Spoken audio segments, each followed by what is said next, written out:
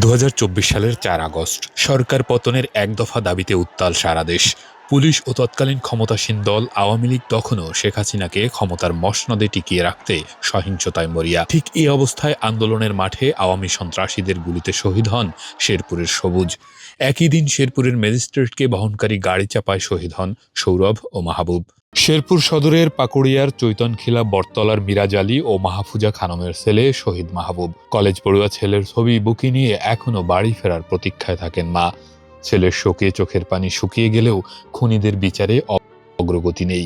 চরম ক্ষোভ আর হতাশায় দিন কাটছে শহীদ জননী মাহফুজা খানমের।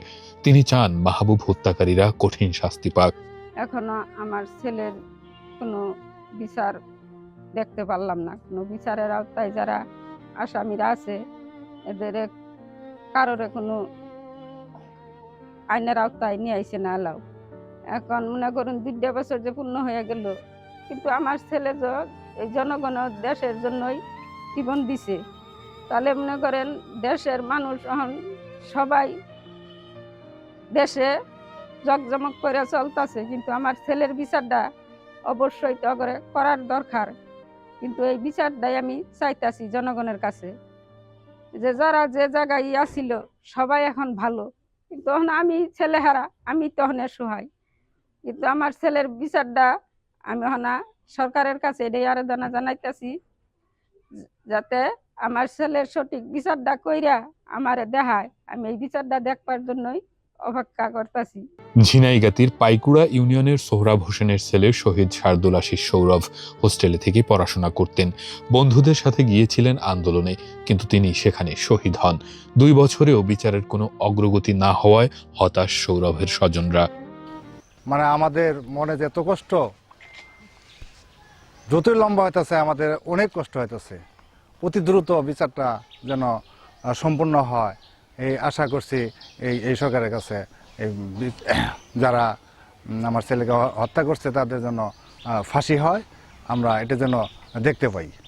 খড়িয়া কাজিরচর ইউনিয়নের রূপারপাড়ার শহীদ সবুজ মিয়া পরিবারের একমাত্র উপার্জনক্ষম ছেলে। তাকে হারিয়ে দিশেহারা এখন স্বজনরা। খুনিদের বিচার না হওয়ায় ক্ষুব্ধ ও হতাশ তারা। আপনার 3টা ম্যান্ডেট ছিল, একটা হইতেছে আপনার বিচার, আর একটা সংস্কার, একটা নির্বাচন। সব রাজনৈতিক দল বললো যে বিচার আর সংস্কার হইতেছে দীর্ঘ প্রক্রিয়া, আর নির্বাচন, এই নির্বাচন নিয়েই মনে করেন সবাই যার যার মনে সরকার গঠন করে ফেলাইলো। এখন সংস্কার আর আপনার দেশের সংস্কার আর হইতেছে আপনার বিচার, এই দুইটার জন্য আমরা সরকার নির্বাচনের শেষে আমরা কোনো উদ্যোগ দেখতেছি না। আমরা খুবই হতাশ। বোন হিসাবে আমার এটা সরকারের কাছে দাবি যে আপনারা অতি শীঘ্রই এই বিচারের সুব্যবস্থা করুন। এই হত্যার সাথে যারা প্রকৃত পক্ষে যারা দোষী তারা যেন কোনোভাবেই ছাড় না পায়। শেরপুরের 3 শহীদ সৌরভ, মাহবুব ও সবুজ হত্যা মামলার চার্জশিট আদালতে জমা দিয়েছে পুলিশ।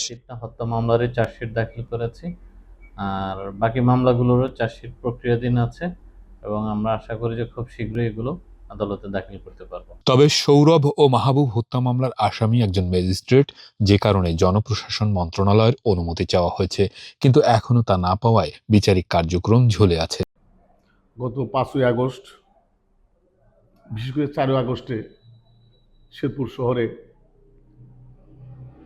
ব্রিটিশ সরকারকে হটানোর উদ্দেশ্যে এবং ব্রিটিশ সরকারের বিরুদ্ধে আন্দোলন করতে গিয়ে যারা প্রাণ দিয়েছেন, ইতিমধ্যেই আমাদের পুলিশ রিপোর্ট আসছে, তদন্ত কার্যক্রম শেষ হয়েছে। আমরা আশা করতেছি যে অনতিবিলম্বে ইনশাল্লাহ বিচার কার্য সম্পন্ন করব এবং যারা বৈষম্যবিরোধী ছাত্র আন্দোলন করতে গিয়ে যারা মৃত্যুবরণ করেছেন তাদের পরিবার ইনশাল্লাহ আমরা আশা করি ন্যায় বিচার প্রতিষ্ঠা হবে এবং ন্যায় বিচার পাবে এবং আসামিদের সর্বোচ্চ শাস্তির ব্যবস্থা হবে। স্বৈরাচার পতন আন্দোলনে শেরপুরের শহীদ 3 পরিবারেরই স্বজনদের দাবি অপরাধীদের দ্রুত শাস্তি নিশ্চিত করার।